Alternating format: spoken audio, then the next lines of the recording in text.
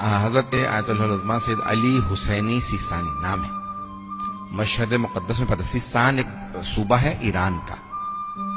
خراسان، سیستان، بلوچستان. سیستان ایک صوبہ ہے، ایک اسٹیٹ ہے ایران کی، اور وہاں سے ہیں. ان کے والد بہت بڑے عالم تھے، بھائی بھی عالم. اور آغا سیستانی جو ہیں مشہد مقدس میں پیدا ہوئے. ابتدائی تعلیم وہیں حاصل کی، اور اس کے بعد پھر قم آ گئے. آیت اللہ برجردی کے شاگرد رہے 1.5-2 سال. تو آپ کو مشہد، قم اور پھر بعد میں نجف اشرف گئے. تینوں حوضوں کے بڑے بڑے علماء سے علم حاصل کرنے کا موقع ملا. جب نجف اشرف آئے تو آپ تقریباً 19 سال، اور اس وقت جو ہے 88 ایج ہے آدلہ سیستانی کی، 88 سال کے. تو اب آپ اندازہ لگا سکتے ہیں کہ تقریباً وہ 70 سال نجف اشرف میں رہے. اور نجف اشرف میں انہوں نے بڑے بڑے بزرگ علماء سے درس حاصل کیا، آغا محسن الحکیم سے، آغا شیخ حسین ہلی سے. لیکن سب سے زیادہ جو آپ نے استفادہ کیا وہ آیت اللہ سید ابو القاسم الخوئی سے. یہ تو دیکھیں علم میں جتنا ان کا پیش کروں گا نا، وہ آپ بہت سے لوگ سمجھ نہیں پائیں گے کہ بھئی علم میں کتنے مضبوط ہیں.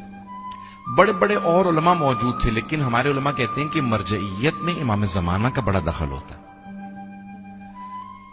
کئی علماء کی کتابیں تھیں، لیکن کہاں سے آیت اللہ سیستانی ایک مرتبہ ابھر کے آئے، یہ خاص ان کو تائید ہے. 2 چیزیں ان کی پرسنل لائف کی بڑی اہم ہیں. ایک، جس مکان میں ابھی رہ رہے ہیں 40 سال سے زیادہ ہو گئے اسی مکان میں، 40 ایئرس، اور یہ کرائے پہ مکان انہوں نے لیا تھا. شاید اب ان کے کسی چاہنے والے نے، مقلد نے خرید کے دے دیا ہو ان کو، لیکن انہوں نے نہیں خریدا. ابھی تک جو ہیں وہ اس جگہ پہ کرائے میں تھے. دوسرا، آغا سیستانی کے دیکھیں زہد و تقوی بہت زیادہ اہم ہے. علم سے زیادہ تقوی بہت زیادہ اہم ہے. اگر علم ہو اور تقوی نہ ہو تو علم کا کوئی فائدہ نہیں. سارے مراجع جو آیت اللہ سیستانی کی تعریف کرتے ہیں وہ ان کے زہد و تقوی کی تعریف کرتے ہیں.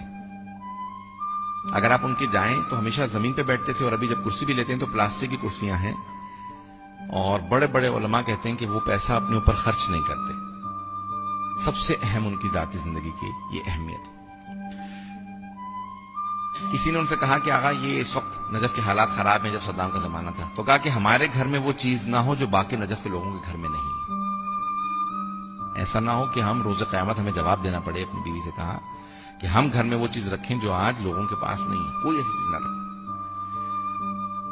کسی کھانے سے متعلق ہے کہ ان کو کھانا پسند آیا، کسی نے گھر میں بھیجا ان کے، تو کہا کہ نہیں، یہ میں نہیں استعمال کرنا چاہتا. صبح اٹھ کے کہتے ہیں کہ میں تمام کے تمام شیعوں کے لیے پہلے دعا مانگتا ہوں، پروردگارا تو نے آج یہ ذمہ داری مجھے دی ہے، میں سب کے لیے دعا مانگتا ہوں. تو ایک لیڈر کی کوالٹیز ہونی چاہیے، اور ان میں سب سے بڑی کوالٹی ہوتی ہے زہد و تقوی. اور آیت اللہ سیستانی کے لیے کہتے ہیں کہ عالمیت اپنی جگہ پہ، اتقا ہونا اپنی جگہ پہ، لیکن اورا یعنی سب سے زیادہ جو ان کے اندر ہے وہ ورع، تقوی اور زہد، وہ سب سے زیادہ. لباس اگر آپ ان کا دیکھیں سادہ، اور یہ سب سے بڑی علامت ہے کہ اتنا خمس ان کے نام پہ millions and millions of dollar دنیا میں جمع ہوتا ہے.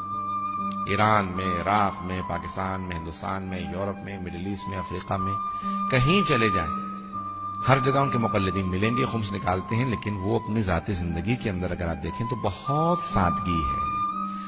ایک کوالٹی جو مجھے ان کی بہت زیادہ پسند ہے، کسی موضوع پہ جا کے آپ ان سے بحث کر لیں، وہ اس موضوع پہ بہت زیادہ گرپ ہوتی ہے ان کی، بہت مضبوط ہوتی ہے. ایک صاحب جو ہیں وہ ان سے بحث کر رہے تھے جنگ سے متعلق، تو آغا سیستانی نے 10 منٹ ان کے ساتھ بحث کی تو کہنے لگا کہ مجھے لگ رہا ہے کہ یہ جو بات کر رہے ہیں نا سیکنڈ ورلڈ وار، یہ ساری کی ساری انہوں نے کتابیں ان لوگوں کو لکھ کے دی. وہ اپنے طور پہ لندن سے ہمارے ساتھ گئے تھے، بہت اپنے آپ کو قابل سمجھتے تھے. تو 10 منٹ بحث کی بات کہنے لگے کہ مجھے لگتا ہے کہ آیت اللہ سیستانی نے یہ ساری کتابیں لکھی ہیں سیکنڈ ورلڈ وار پہ. تو ایک کسی موضوع پہ آپ ان کو، لندن جب علاج کے لیے آئے تھے، 5 منٹ ہونے والے، میں ایک آخری بات پیش کر رہا ہوں. لندن جب علاج کے لیے آیا آیت اللہ سیستانی، تو اپنے وکیل سے، داماد سے کہا کہ میں اگر مطالعہ نہ کروں تو میں سو نہیں سکتا، اگر نہیں پڑھتا تو میں سو نہیں سکتا. تو یہاں میرے پاس ہاسپٹل میں کتاب نہیں ہے، تو کچھ کتابیں لا دو تاکہ میں پڑھ لوں.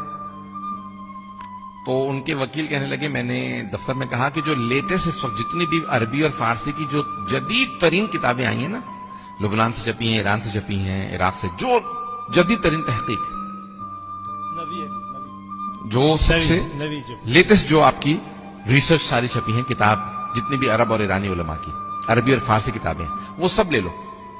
तो कहना कि 50-60 किताबें मैं उनके पास ले गया। ये खुश होके कि भी ये सारी की सारी नई किताबें आई हैं, तो आगा नहीं पढ़ी होंगी, 1-2 साल में छपी हैं। कहा जब मैं शाम को गया तो उन्होंने 80% किताबें अलग करके कहना कि ये मैंने पढ़ रखी हैं पहले से। जो जदीद तरीन, एक ईरान के आयतुल्लाह खामेनी के कुछ नुमाइंदगान आयतुल्लाह सिस्तानी से मिलने के लिए गए, तो वो कह रहे थे कि क़ुम मुक़द्दस की जो जदीद तरीन तहक़ीक़ात होती हैं, अगर आप उस पर भी आयतुल्लाह सिस्तानी से बहस करें तो उनको पूरी उस पर ग्रिप होती है, वो सारी पढ़े हुए होते हैं। तो मर्जा का काम ये नहीं है कि वो सिर्फ अपनी तहकीक को पेश करे, बल्कि सबकी रिसर्च पढ़ने के बाद फिर वो नजरिया कायम करे। तो ये हमारे बहरहाल मरजइयत का उनका कमाल है। तो आदत सिस्तानी की हर मौजू पे अच्छी खासी